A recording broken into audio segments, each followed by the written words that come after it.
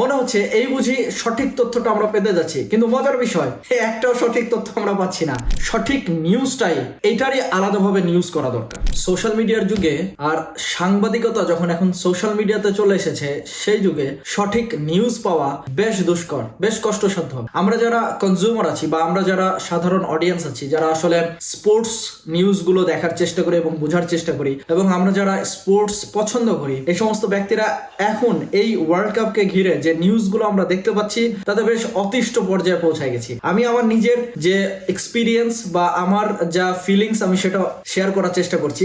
আমি জানি না অন্যরা বা আপনারা যারা আরো অনেক অডিয়েন্স আছেন তারা কিরকম ভাবে চিন্তা করছেন, তবে আমি যে বিষয়টা বলতে যাচ্ছি, বাংলাদেশের মিডিয়া বাংলাদেশের মতন করে নিউজ করছে অনেকগুলো, আর ইন্ডিয়ান মিডিয়া ইন্ডিয়ার মতন করে নিউজ চ্যানেল ক্রিয়েট করছে তাদের নিজেদের মতন করে। যখন এই দুই দেশ এবং দুই দেশের যারা ইন্ডিভিজুয়াল সাংবাদিক আছে, এই তারা আবার তাদের নিজেদের ফেসবুক চ্যানেল অথবা ইউটিউব চ্যানেলের জন্য তাদের নিজেদের মতন করে টাইটেল অ্যান্ড ডেসক্রিপশন দিয়ে ভিডিও মেক করছে। প্রত্যেক মোমেন্টে ভিডিও আসছে, 1 ঘন্টা 1.5 ঘন্টা 2 ঘন্টা পর পর নতুন নতুন ভিডিও আসছে। মনে হচ্ছে এই বুঝি সঠিক তথ্যটা আমরা পেতে যাচ্ছি, কিন্তু মজার বিষয় একটাও সঠিক তথ্য আমরা পাচ্ছি না। আমরা যে জিনিসটা পাচ্ছি সেটা হচ্ছে খালি ধোঁয়াশা আর খালি ওয়ার্ডস, অর্থাৎ থাম্বনেইলের হাইপ। এই জিনিসটা পাওয়ার পরে আমরা উত্তেজিত হয়ে যখন ভিডিওটাতে ক্লিক করছি, তারপরে যখন ভিডিওটা দেখছি, মজার ব্যাপার আপনার লাইফ থেকে 3 মিনিট সময় চলে গেল।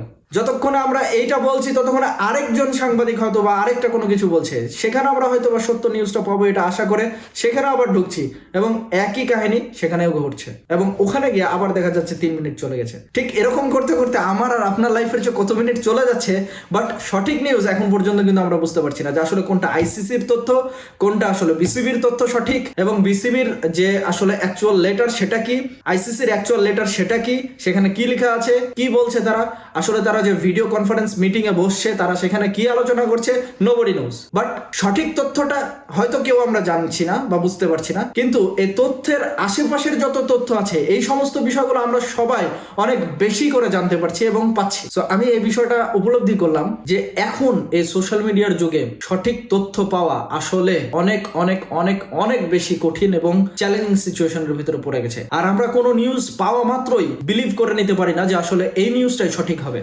No, never.